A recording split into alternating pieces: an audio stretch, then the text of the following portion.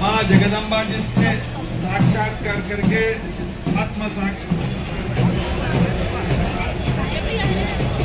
विश्व के धर्म को सभी जगह वही धर्म वही కార్యక్రమానికి ఇచ్చేటటువంటి పాలమూరు అందరూ వస్తారు ప్లీజ్.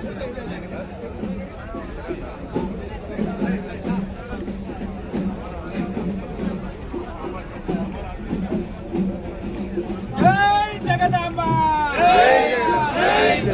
జై జగదాంబ.